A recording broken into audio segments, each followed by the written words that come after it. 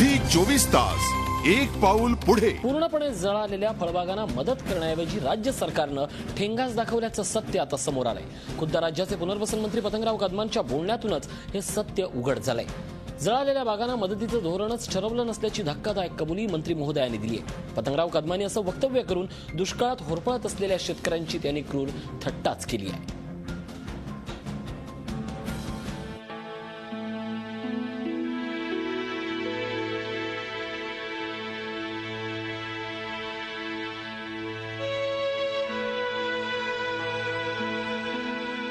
मराठवाड्यातल्या मोसंबीच्या बागांचीही अशी अवस्था झाली आहे। जीवापाड जपलेल्या मोसंबीच्या बागेवर अनेक ठिकाणी शेतकरी स्वतःच कुऱ्हाड उगारतोय, तर काही ठिकाणी मोसंबीच्या बागाच पेटवून देतोय।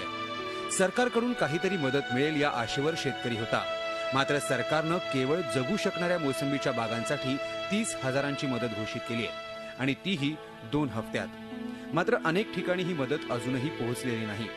एवढं कमी म्हणून का काय? राज्याचे मदत आणि पुनर्वसन मंत्री पतंगराव कदम यांनी एक नवा बांबगोळा टाकलाय। पूर्णपणे जळालेल्या बागांच्या मदतीचं धोरणच केंद्र आणि राज्य सरकारनं ठरवलंच नसल्याचं धक्कादायक सत्य त्यांनी उघड केलंय।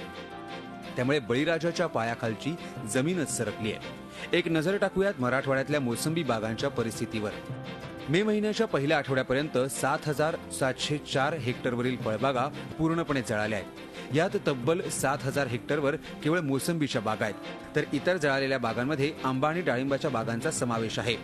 यामुळे जवळपास 2,500 कोटींपेक्षा जास्त नुकसान झाल्याचा अंदाज तज्ज्ञ व्यक्त करतायत। गव्हर्नमेंट ऑफ इंडियाने असा निर्णय घेतला की पूर्ण जळलेले जे आहेत त्याचा या क्षणाला विचार केलेला नाही। ज्या जगू शकतो बागा त्यांना 30,000 त्यापैकी 15,000चा पहिला हप्ता दिलाय। एवढंच नाही तर शेतकऱ्यांनी करावं तरी काय असा प्रश्न पतंगरावांना विचारला असता त्यांचं उत्तर काहीसं असं होतं। आम्हाला काय सांगायची गरज, शेतकरी शहाणा असतो तो ठरवतो काय सोयीचं आहे। सरकारकडून मदत मिळेल या आशेवर असणाऱ्या शेतकऱ्यांनी आतापर्यंत पाण्याअभावी जळालेल्या बागा तोडल्या नव्हत्या। मात्र सरकारच्या या उत्तरानंतर करायचं तरी काय असा प्रश्न बळीराजाला सतावतोय। शेतकऱ्यांची त्यांनी एक प्रकारे चेष्टा केलेली आहे आणि कुठलीही मदत न देणं म्हणजे आज जर जखमी जर झालेला असला आणि एक जर मृत पावलेला असला अपघातात तर मृत पावलेल्याला ज्यादा मदत देते आणि जखमीला कमी देते, तर हे उलट आज सरकार करतंय। मराठवाड्यात सर्वच पक्षाच्या नेत्यांनी मंत्र्यांनी दौरे केले आणि मदतीचं भरघोस आश्वासनही दिलं। मात्र पावसाळ्याच्या तोंडावर आता सरकारची भाषाच बदलल्याचं चित्र दिसतंय। त्यामुळे दुष्काळात भाजून निघणाऱ्या शेतकऱ्यांची ही क्रूर थट्टाच नाही का असा प्रश्न या निमित्तानं बळीराजाला पडलाय। Vishal Karole, Zee media, Aurangabad.